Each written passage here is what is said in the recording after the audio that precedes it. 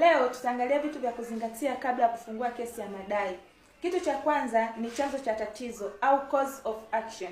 Hapa mshtaki anatakiwa kujua chanzo cha tatizo ni nini kabla ya kwenda kufungua kesi mahakamani. Kwa mfano, mshtakiwa alivunja mkataba au mshtakiwa alisababisha ajali kwa sababu ya uzembe.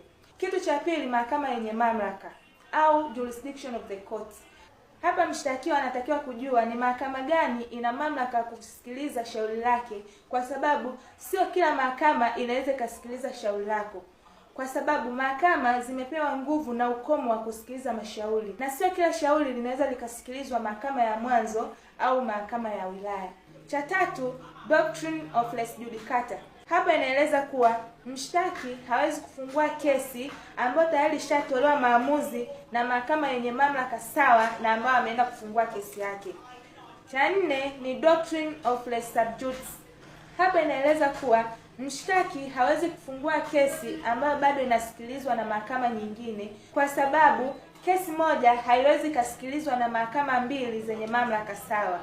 Cha mwisho ni ukomo wa muda au time limit. Hapa inaeleza kuwa mshtaki hawezi akafungua kesi ambayo muda wake umeshaisha. Tofauti na hapo, anatakiwa aiombe mahakama imuongezee muda ili aweze kufungua kesi yake.